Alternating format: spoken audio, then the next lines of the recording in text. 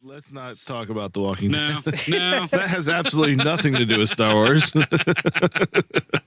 Well, you know who does have something to do with Star Wars? Cassian Andor, my friend. What? He dead. Cassian He's dead. Andor. He died. He is He dead. died. Or But guess did what? he? He has been resurrected, my friend. Yay! Oh, Him and Jen. They can live happily ever StarWars.com is after. reporting that Cassian Andor will get his own live-action series. Woo! That's yeah. correct me if I'm wrong. That's 2 Star Wars live-action TV series we got going You on are right correct. now. Wow. Yeah. Correct. Yeah, so Dude. this whole holding back stuff is Yeah. I was I going to don't say, know. yeah. Are they Just really slowing kidding. down? Yeah, JK. JK. are they just like, this is a good opportunity to act some things that we wanted to get rid of for some other stuff that we want to do. Could be. I don't, I've heard some mixed things, thoughts about this because, some people, I think for the most part, everybody likes Rogue One, but there's some detractors out there, and I can't down them for the criticism that, hey, you killed off everybody. How can we love everybody if you killed them all off? So I get that criticism.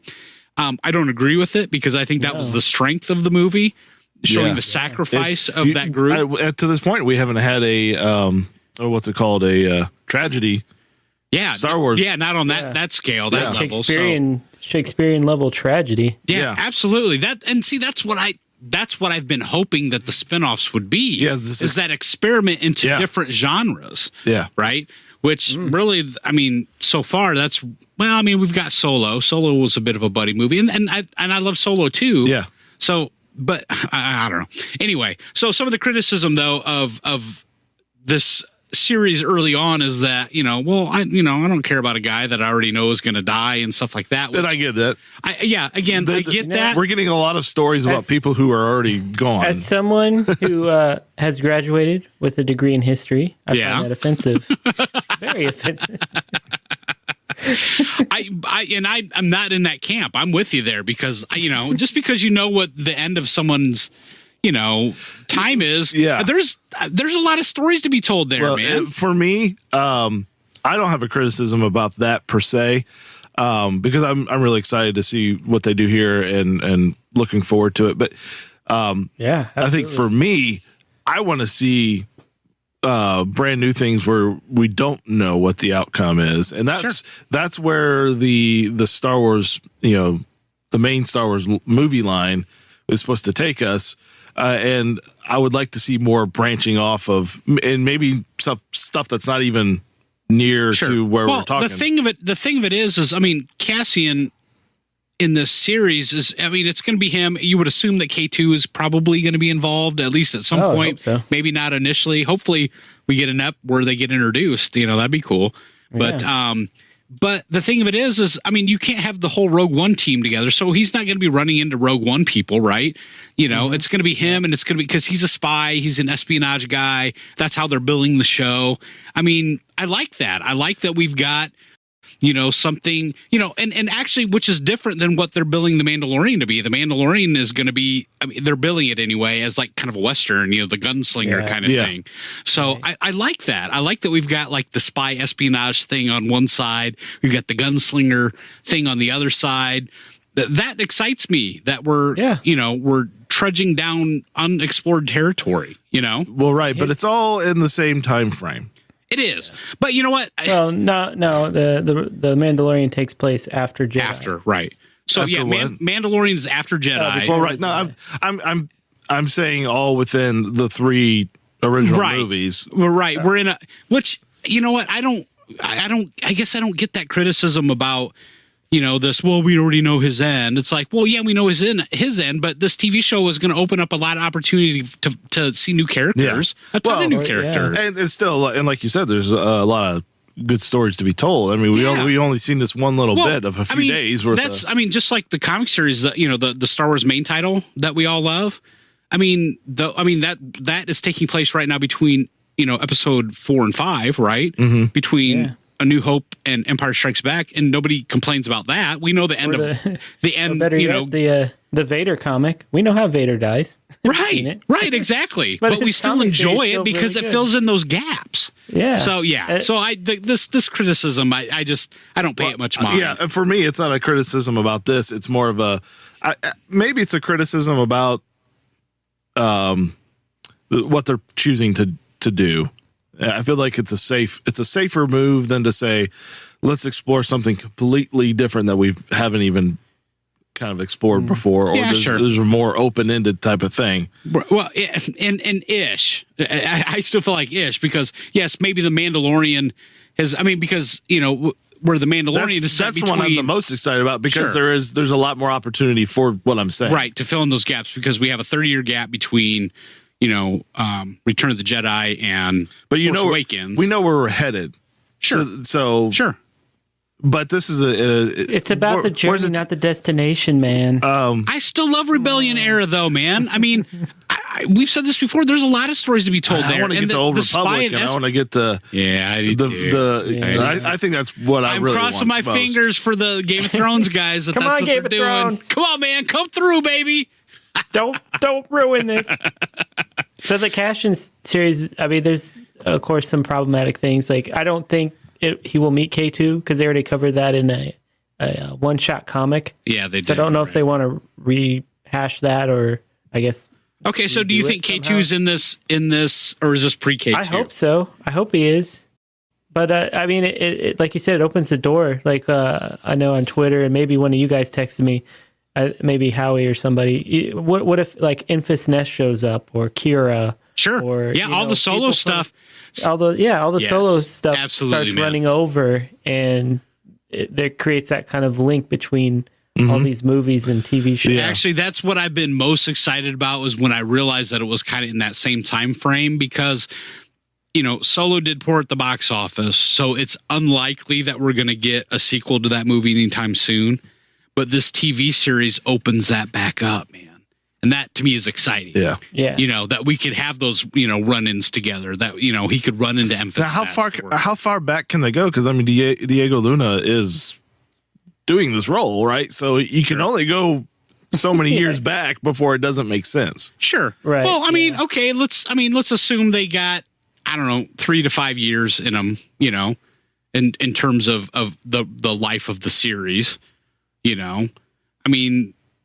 5 years before Rogue One seems pretty reasonable. And again, that kind of coincides a little bit with... it seems reasonable unless the series is amazing.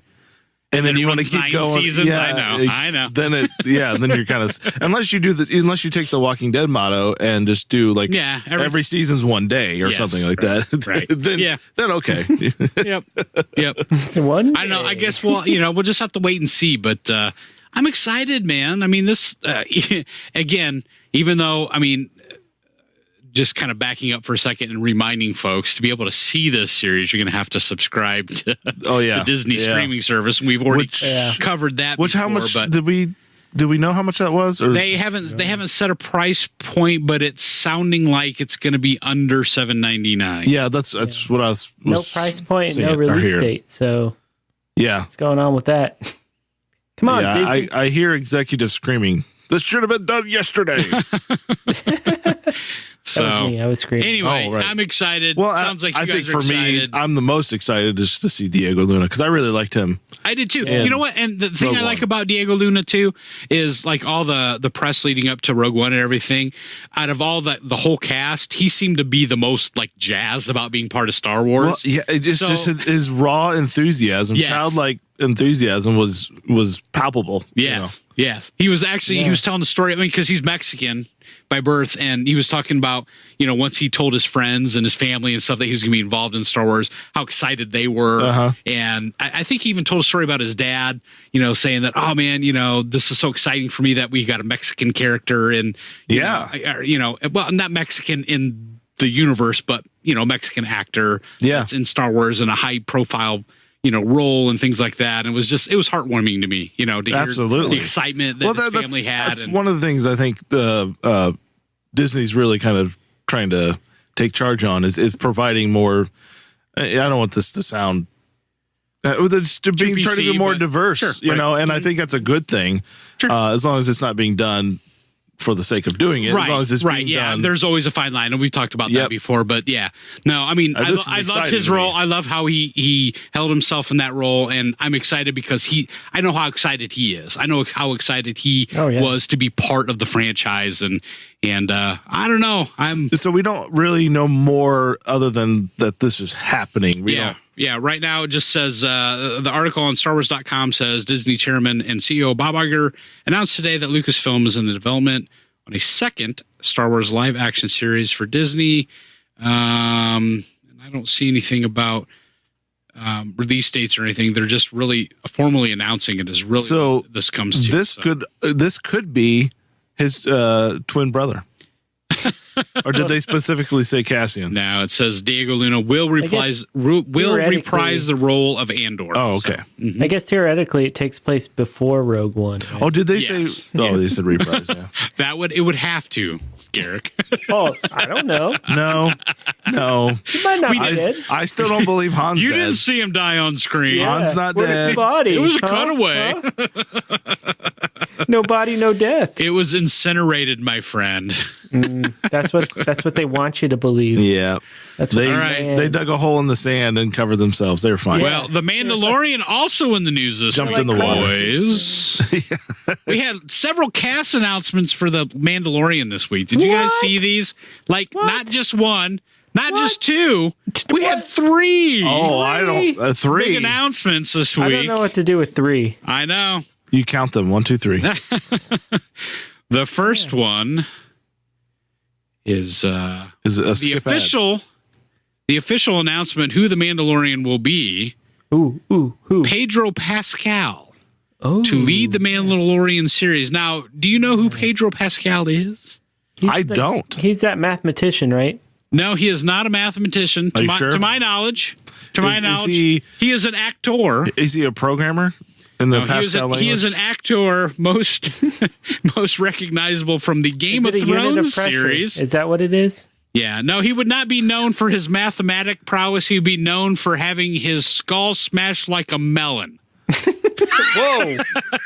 And he's acting that way with this. I really don't know how he's going to proceed with this role. He's got a helmet, I suppose. Yeah, that's good. Cover that. All right. He's the headless Mandalorian. And I'm so far removed because we have not had a Game of Thrones episode in a year and a half. So I can't remember. Oberyn, right? Oberyn. That's yes. He had his he had his eyes smashed in, right? Is that what his head? Did he have his head too? Oh yeah. Basically, he stuck his thumbs in his eyes and crushed his skull like a melon. Okay, yeah. And they showed it. It was pretty. It was pretty graphic. Yes. It was a little graphic. Yeah. For all those who've watched Game of Thrones, they know what you're talking about. So I'm excited. I love Pedro Pascal, man. Yeah. He was amazing in Game of Thrones. Yes. Most recently, you might have seen him in Kingsman. The Golden Circle. Yeah. The Golden Circle. He was in that. He played a Texan. I'm not sure about his Texas accent, but in that movie it was there. But it didn't matter because Garrick and I were talking about this. That movie was so ridiculous. Over the top ridiculous. So yeah. And intentionally we're praying that Elton John is also in the Mandalorian to reprise his role. That would be awesome. That would be great. So yeah, we need more musical embodied people to be in Star Wars. I mean, this guy's the up and comer because he was in the Elton John. Yeah. No, Pedro Pascal. Pedro. Elton John guy. He's this young up and coming. He's really going places. He has a couple songs on the radio that are really good. Something about a candle and wind. I don't know.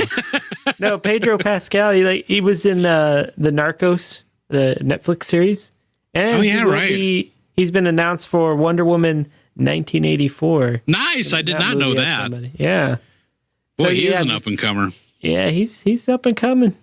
There he comes. Watch out. Good deal. Well, he's got the starring role in this series, so I'm really excited about that. Like I said, I just feel like he did such a great job in Game of Thrones that if he brings that same kind of swagger, over to this role. I'm really excited about that. He has screen presence out the ass. He does, man. Speaking of screen presence, the next one. What? So, like I said, we not only had two, but we had 3 casting announcements. This one's more of a rumor. I don't think this one's actually been formally announced, but one Carl Weathers is joining the cast, or rumored to be joining the cast of The Mandalorian. Now, Carl do you Winters? know who Carl Weathers is? Yes, I do. This would be Apollo Creed, my friend. Yep. Yeah, In the Rocky series. This would be, I can't remember his name, in Predator. The guy that gets his arm shot off and it's on the ground shooting a gun still. Best scene ever. And it would be Chubbs from Happy Gilmore. You took Chubbs in. You took his hand. Forgot about You got one eye.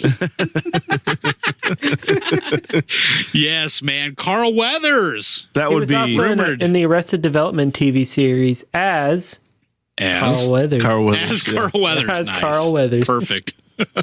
I love Carl Weathers, man. But we're talking about Carl Winslow? No, not Winslow. This is not Die Hard. Oh. This is The Mandalorian. Okay. I didn't know Carl Winslow was in Die Hard. I like Carl Winslow. In Die Hard, yeah, man, he was the Is Urkel cop. going to be in The it actor was in there, but yeah, Winslow was. I always think of him as Carl Winslow. He's always Carl Winslow. Wasn't he a cop in Yeah. Yeah, that's right. He's a cop He's and a everything. cop. He's a cop and everything. It's Carl Winslow. So he'll be a cop thing in this. Hell, he was getting Twinkies when all the shit hit the fan in Die Hard, man. Right? Yep. Yeah. So Carl Weathers. Carl M.F. and Weathers, baby. Right? That's a weird casting call. That is. I don't know what he's kinda going to be strange. doing. So I was telling these guys, is he going to be a fellow bounty hunter? Or is he going to be like is he going to be the Chubbs character? Or is he going to be the big baddie? If he was like the off the wall bounty hunter type character. Yeah, man. Something. Yeah, that would be Or a bartender. Seriously, go back and watch Predator. He could be the bartender. He could be a bounty hunter. That he goes to every night. Because, in this, I'm envisioning this Mandalorian series is going to be like, at the end, going to be kind of like Duck Dynasty, where they all sit around the table and talk about their day and what they've learned. So, but it's going to be the Mandalorian going to a bar, talking to the bartender, who's Carl Weathers. No disintegrations. No disintegration. Yeah. That's how I envision this series, or this every episode ending. Yeah. So good stuff. You guys want to hear the third? I do. Casting announcement? Yeah. I hope you saved the best for last, Mike. I think I did. And I'll tell you why. Okay. Is this a rumor or is this like legit? Better be better than Carl Weathers. Ooh, uh-oh. Oh, no. You guys are going to have to bear with me here because Hollywood Reporter, I'm recording my screen cap too, so I'm doing a lot of things here. Cut me some slack. All right. So Gina Carano, and I'm just going to go ahead and hit the button. Yeah, I would hit the button if I could find it. There's a big Mike face on there. Oh, is that it? Carano? Yeah, sure. Why not? Oh, no. That played no music. Turned down. Yeah. Well, let's try that again. Let's see if I can get that together. There we go. We're just going to assume I mispronounced her name. So, Gina Carano. Interesting. Carano. She's a former MMA fighter. Whoa. Has also been announced for the series. So, yeah, she's obviously got the physique to be in this series. I'm guessing another bounty hunter. If I was going to, if I had to guess, I'm probably with you on that. Or maybe, I don't know, maybe she's someone that he's going after. Who knows? But you might know her from Deadpool. She was in Deadpool 2. Deadpool or Deadpool 2? Or Deadpool, you mean also? Good question. Yep. To all those. Why don't you guys talk and I'll look it up? She was in the original Deadpool as Angel Dust, Mike. Okay. Thank you. The first Deadpool. All right. We got to see her boobies, didn't we? Yeah. I don't know anything about that. Yeah, you do. You didn't see Deadpool? Yeah. Come on, man. If you saw Deadpool, you saw her boobs. I wiped that from my memory. That whole movie. It was an awkward fight scene where they were beating each other up, and as he's beating her up, hey, it's hanging out. Put that back.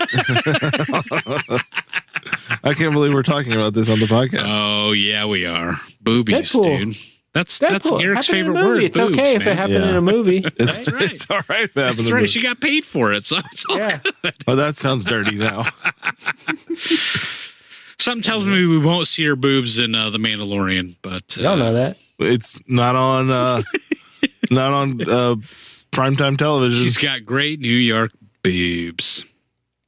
In other news, Mike's gets sued for. Wow. That wasn't me, man. That's not my joke. Come on. Come on. See, so yeah, 3 big casting announcements for The Mandalorian, man. Well, I am all for the 3 so far. So Yeah, Yeah. absolutely, my man. That's a good, diverse cast. lately, they seem to be doing some really good job. A really good job at casting. I wonder if they're using the same casting people or if they're all different casting. Good question. Good question, my friend. You should have the answer to that. I should have the answer. I don't know about their casting talents, but I can tell you that ILM, Industrial Light and Magic, I've heard of them. best known for special effects on all the Star Wars movies and every friggin' movie that you love growing up, from Jurassic Park to I love that movie. Indiana Jones and just about everything else, really. I love that movie too. Everything. ILM, seriously, ILM is like in the credits for like every big movie that you've ever seen. Marvel movies, they're in there. That's them every time. Well, ILM announces this week that they have opened a TV division. What? Of their company. What are they doing that for? Maybe they're not making enough money. Maybe it's because they got a couple TV series that need some kick-ass special effects.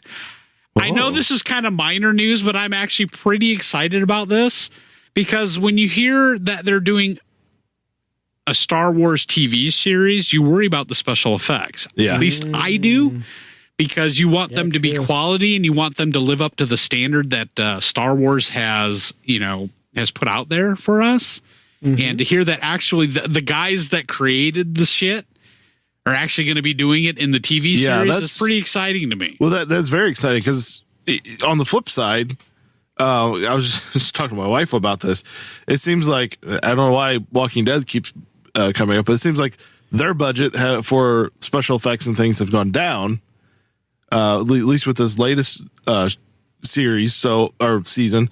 So it's nice to see somebody actually saying, "Okay, this is actually something that's much needed." Yeah, and we're going to get get a company out there and that's the thing. TV series for the longest time. I mean, there's exceptions to this rule, but for the most part, when you have a TV series that's action heavy and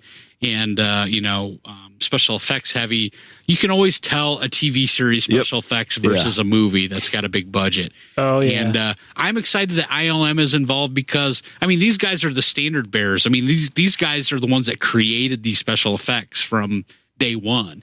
And I'm excited because the work that these guys are going to be doing on these 2 series are going to eventually carry over into all of TV. And I think you're just going to see TV special effects just shoot through the roof. These guys are going to do it the best, and they're going to learn how to do it on a budget. Yeah. That's the exciting part to me, that they're going to make these look good and they're going to make it affordable. Another side benefit is maybe they can take what they've learned here and reduce the budget of some of these like Star Wars films that they're. Yeah, sure. Yeah. Obviously, like Solo. With the budget being blown out of the water and all that stuff. Yeah, I agree 100%. I mean, with them working these, high quality, high, level special effects on a regular basis, on a series where they're putting out, I'm going to assume it's probably a 10 to 12 episode series. Based on. Yeah. So, that's, I don't know. That's exciting to me. I don't know how you guys feel, but that I'm excited. Me. I'm just thrilled. So is ILM like Lucas's real biggest achievement? Maybe. Honestly, I think it is. That's where he made his money. It is. Honestly. Other than merchandising, we all know that he made a fortune on merchandising. But it over. Yes, that is probably his greatest accomplishment to movie making. And actually, wonder if he views it that way. I think he's even underappreciated because of the prequels.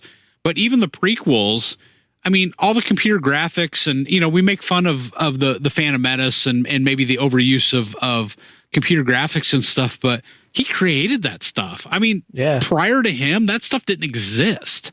You know what I mean? And now it was good at the time. Like at the time, we're like, sure, that's not bad. Sure. Right. Now looking back, it looks it's industry standard now. And it's funny because we come full circle, because now it's like, the filmmakers are trying to get the best of both worlds. How do we mix practical effects with special effects and, and all that stuff? I mean, it's just amazing. But I really, because the prequels got such a bad rap at the time of overuse and some people's opinions of those things, I really feel like he's underappreciated for, the fact that ILM, created all that stuff from scratch. They are the ones that did it. Yeah, and it's insane. It's insane how so much stuff just came from George Lucas's brain. If he loved, I don't know, even if he just like accidentally tripped into it and had a bunch of great people surrounding him, it's just amazing that all these things come from him. Yeah. Yeah. It's funny. I was watching, I got on a Phantom Menace kick not too long ago and watched the movie, and I was on YouTube and I was watching some of the behind the scenes documentaries and stuff. And there's the documentary where he goes in and he's looking at the storyboards and he's got the markers in his hands. He got a pink marker and a yellow marker.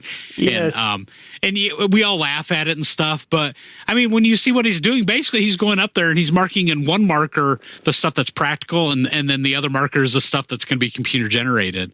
And I mean, again, we don't give him enough credit for, having the vision to be able to see that. Yes, we can do this with practical, and yes, this is going to be computer and all that. I mean, again, we laugh at some of that, but that was groundbreaking at the time. It really was. Mm-hmm. Oh, yeah, absolutely. So, yeah. So anyway, good job, George.